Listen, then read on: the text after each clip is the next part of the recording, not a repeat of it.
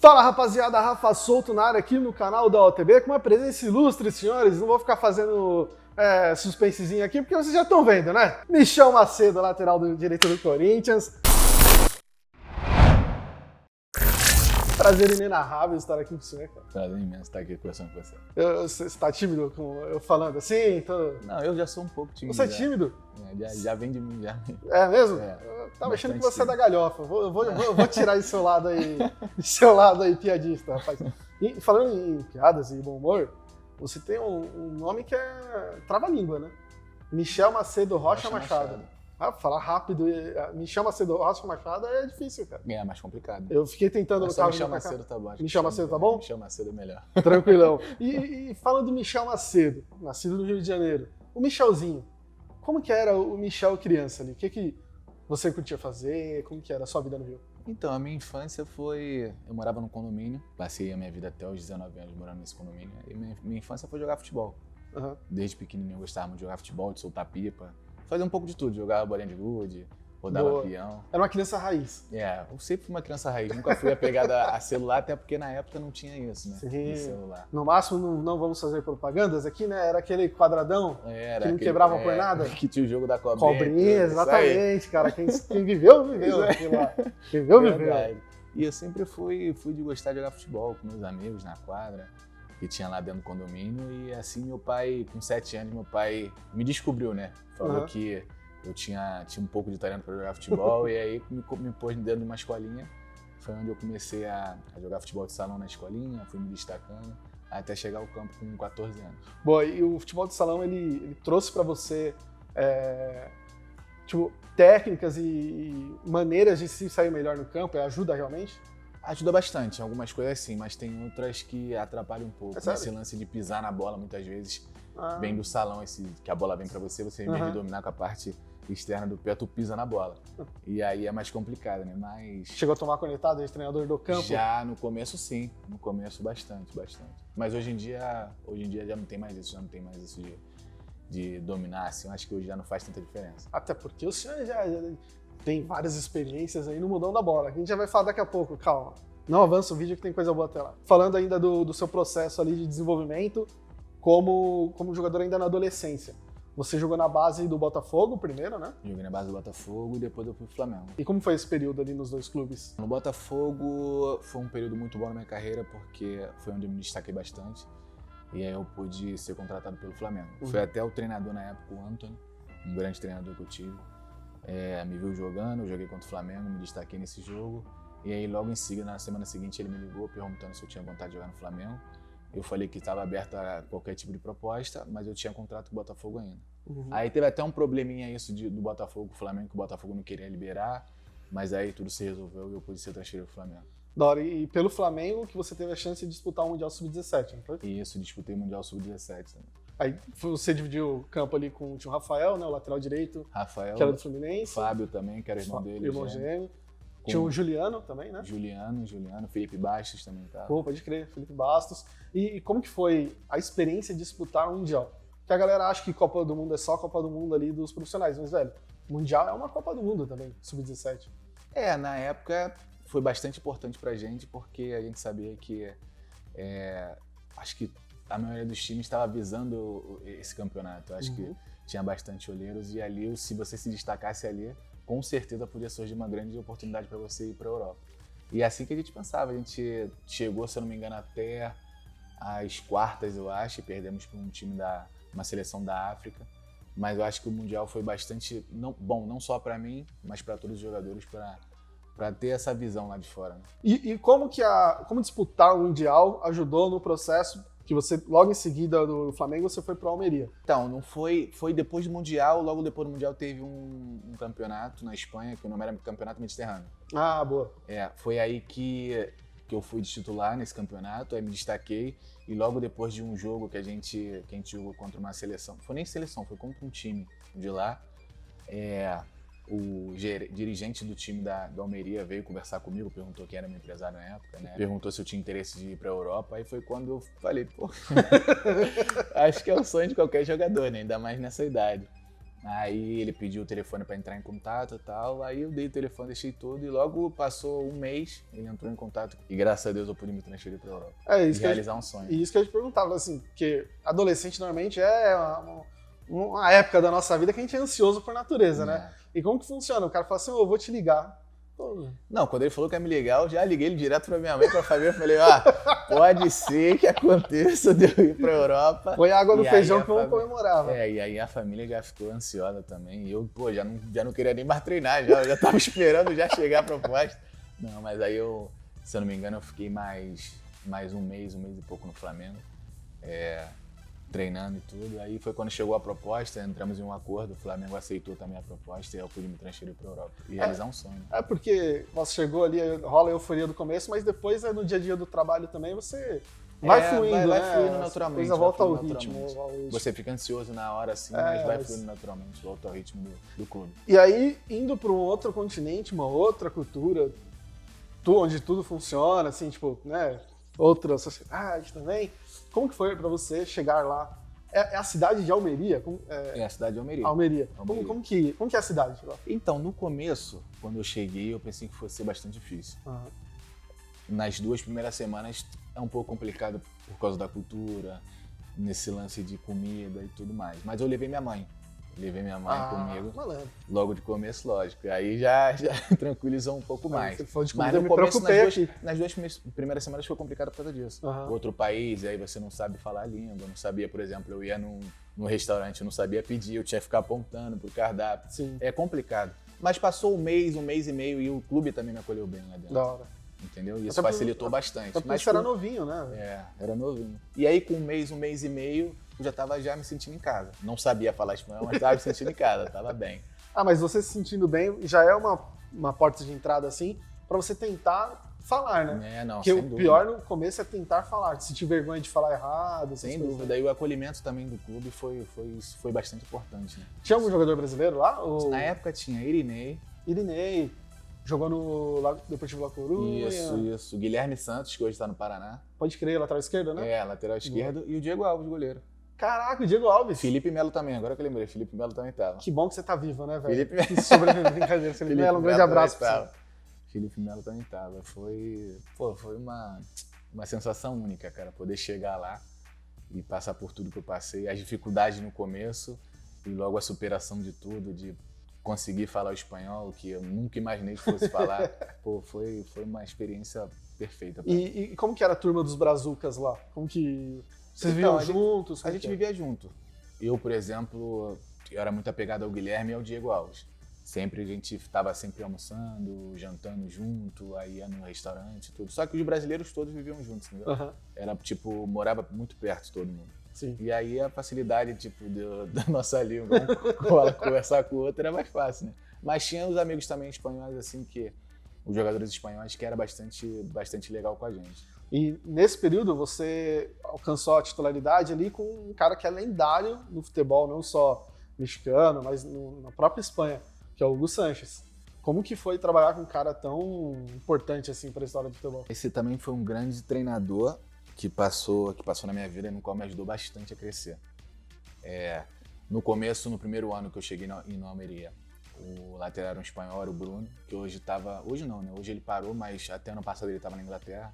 E também me ajudou bastante. Por incrível que pareça, ele, por ser da minha posição, eu não pensei que ele fosse me ajudar com a linguagem, com tudo. Mas ele me ajudou bastante até que... Sério? Até que, poxa, me adiantou muito. Teve algum episódio assim que você guarda com carinho ou foi importante pra você? Foi, não. A adaptação no clube, ele me ajudou muito dentro do clube. A pedir as coisas, a falar dentro de campo, a conversar com o treinador, a perguntar sobre o que o treinador queria. Ele me ajudou muito. E o Hugo Sánchez também foi um grande treinador para mim, porque ele que me colocou para jogar, né? Ele que me deu essa moral de me pôr para jogar. Hugo, um grande abraço para você, muito obrigado por ele aqui. Eu entrei faltando 30 minutos, ele me colocou no jogo faltando 30 minutos, mas graças a Deus na minha estreia eu consegui dar uma assistência. Que isso! E aí, que estrela! E aí, graças a Deus, eu consegui na estreia me sair bem. Você jogou com alguns caras que construíram um pouco de história no futebol também, né? Tem um tal de Messi, né? Isso é embaçado. Robozão, Cristiano Ronaldo, sei lá. Ronaldo, Ibrahimovic, né? Teve vários. Conta como foi essa experiência, depois eu vou perguntar nome por nome. Mas... Então, foi uma experiência única também. Nunca imaginei que fosse jogar contra eles. Graças a Deus tive essa oportunidade e é bastante complicado jogar contra. Na época o time do Barcelona tinha Ibrahimovic, Messi, Pedro, entre outros. Busquei até hoje. Fora a galera mais de trás, fora, né? Que realmente jogar contra esses times era bastante complicado. Eu vou perguntar dos jogadores, mas aí também eu vou te perguntar outra coisa antes. Que a gente brinca assim, falar jogar com esses caras é muito difícil e tal. Mas também te ajuda a crescer, não ajuda? Ajuda a crescer bastante. Eu acho que você aprende, né? Você vendo esses jogadores jogar, você aprende muito com eles. Jogar contra, você aprende mais ainda. Uma coisa que eu não aprendi foi comparar o Messi, que isso aí eu acho que não tem como. Mas a aprendizagem ali foi muito boa. Falando de Messi, como que foi jogar contra o ETzinho? Porque não é normal aquilo, né? Merece ganhar a bola de ouro. Eu acho que não só ele, como tem outros jogadores, mas ele é um jogador bastante diferenciado. Merece ter as bolas de ouro que tem.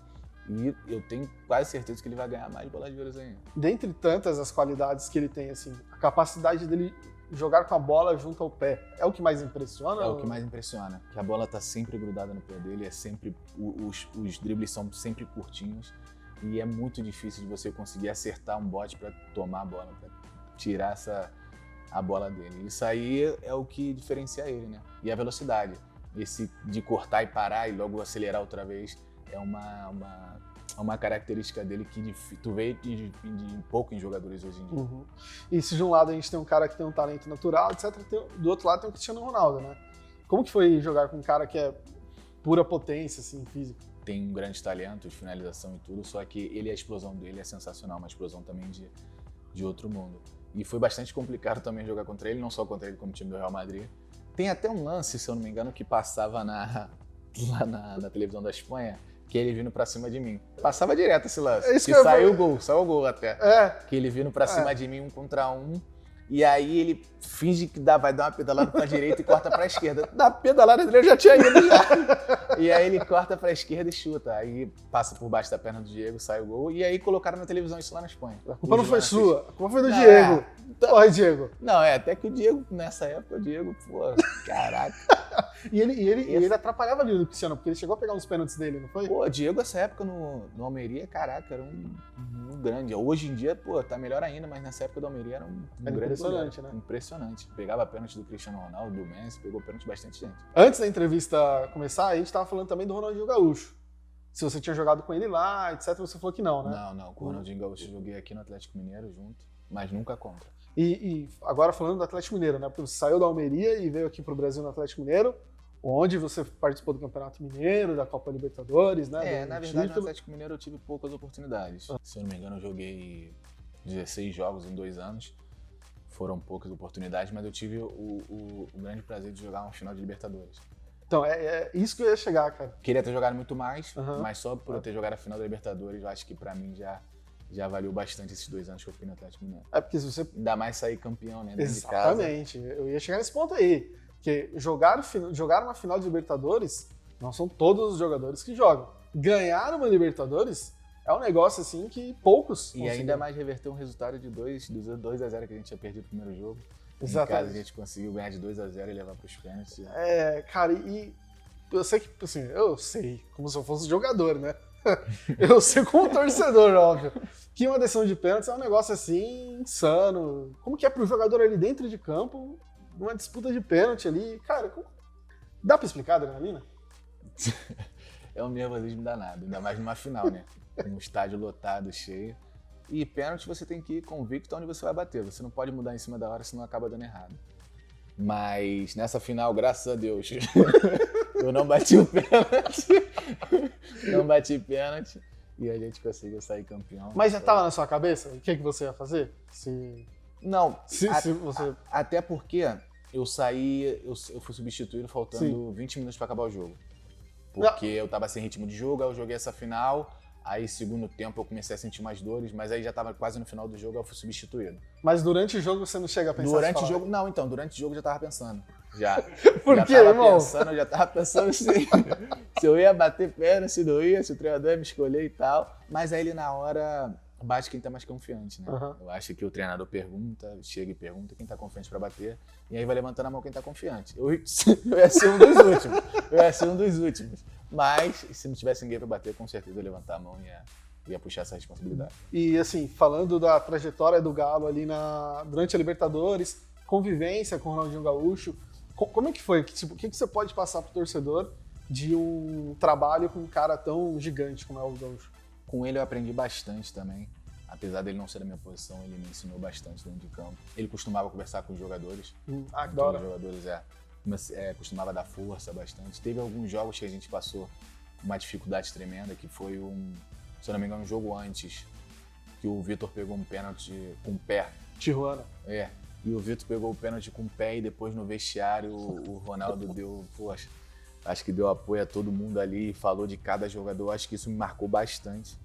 Acho que naquele ano ali do Atlético Mineiro, a equipe que nós tínhamos também era uma equipe bastante fechada, bastante boa de trabalhar. Uhum. E isso, graças a Deus, facilitou um pouco para que a gente chegasse na final, apesar dos sufocos que nós passamos durante o jogo. Foi um aprendizado gigante na minha vida também. É porque a galera tem a imagem do Cristiano Ronaldo, eu tô com ele na cabeça ainda, do Ronaldinho Gaúcho, que é aquele cara que, é da zoeira, da galhofa. Ele é da zoeira, né? Ele é da zoeira, tá todo o tempo rindo, acho que todo o tempo se diverte da forma dele, brincando com os jogadores. E é legal isso dentro de campo, né? Acaba que contagia o time todo e aí você jogar alegre já diferencia bastante. E isso é da hora, porque mostra que o cara sabe jogar, ser sério quando precisa. Não, e isso brincar aí, sem dúvida. quando... Pô, tinha jogo que ele mesmo decidia o jogo. Teve um jogo que a mãe dele, se não me engano, estava até no hospital, tava com problema. E aí, mesmo assim, ele jogou e decidiu o jogo pra gente. E Sim. Isso aí mostra a força que o cara tem, o espírito de equipe que o cara tem. Isso aí foi muito legal de ver, assim. Naquela Libertadores, se eu não me engano, o Atlético Mineiro jogou contra o Arsenal de Sarandi, não foi? Arsenal de Sarandi. Um time de camisa azul, Isso. Cara, que ele fez um dos gols mais impressionantes que eu vi na minha vida. Que ele só dá um toquinho assim, a bola vai no ângulo. A bola vai no ângulo, isso. Cara, ele não tinha espaço, ele não tinha... Como que pensa aquilo? É mágica. Só pode ser mágica. E realmente ele com a bola no pé era um jogador diferenciado. E nesse jogo ele tomou um carrinho. Editor, por favor, põe a foto do carrinho que ele tomou. Mano, o cara ele deu um carrinho, parecia golpe do Mortal Kombat. O cara ele dá o carrinho assim. Tem uma foto. Na foto vocês vão entender o drama dessa imagem. Que é impressionante. E jogar contra o argentino é realmente duro. É bastante complicado. Essa rivalidade de Brasil e Argentina já vem desde antes, né? E aí, sempre quando tem um jogo contra o time argentino, aí a rivalidade aumenta mais ainda e aí realmente o pau canta dentro de campo. Mas não digo que seja de maldade, sim, sabe? É de querer ganhar, entrega, de querer competir, né? É lógico Sim. Isso. Após o Atlético Mineiro, você teve a oportunidade de vir aqui para o Corinthians. Como que foi voltar a jogar num clube de massa? Porque você jogou no Flamengo e hoje está jogando no Corinthians. Por enquanto está sendo uma experiência muito boa na minha vida, eu tô aprendendo bastante aqui. Jogar com o estádio cheio, lotado, sempre é uma coisa muito boa, não só para mim, mas para toda a equipe. A torcida ajuda bastante, tô gostando muito. Tô aqui treinando firme para quando tiver a oportunidade eu poder demonstrar dentro de campo, poder ajudar a equipe de alguma forma. Se você pudesse passar para o torcedor como que é a estrutura aqui do Corinthians como um todo. A estrutura do Corinthians é impressionante. Eu acho que é uma das melhores estruturas do Brasil, sem dúvida. Tudo que vocês imaginam tem aqui dentro, academia, tem sauna, tem a parte de recuperação, tem 5, 6 físios, e isso te dá uma estrutura gigante, né? Acho que com essa estrutura aqui, você tem tudo que você quer, tudo que você precisa, e o Corinthians é um time grande, é um time de massa que tinha que ter essa estrutura. Acho que essa estrutura aqui é proporcional para a grandeza do Corinthians. Que bela frase essa aí, hein? Proporcional à grandeza do Corinthians. Deitou nessa aí, né? Pô, e se você pudesse passar uma mensagem ao torcedor do Corinthians, algo nessa... A gente está caminhando aqui para a reta final do Brasileirão, qual que seria? O que você diria aos torcedores? Para continuar apoiando o Corinthians, a gente vai lutar por esse título até o final. Acho que não tem nada perdido. Apesar de a gente estar a 7 pontos, 8 pontos aí de distância, eu acho que não tem nada perdido. A gente vai lutar até o final, não tenha dúvida. Então, Michel, eu queria agradecer. Eu sei que treinou agora pela manhã, né? Depois vai para casa, enfim, tem seus afazeres. Por ter tirado um tempinho para trocar ideia com a gente, pro público da UTB também, para quem não te conhecia, está te conhecendo mais. E quem já te conhecia, sabe que você é um cara muito da hora, gente boa e tratou a gente muito bem aqui. Pô, obrigado. Valeu, a você Michel, por essa oportunidade. Só tenho a agradecer. Eu que agradeço. Então, juntos, aproveita, se inscreve aqui no canal, deixa o seu like, ativa o sininho, todo aquele padrão que o senhor que está assistindo já conhece. É nóis, canal da UTB. F4L, abraço.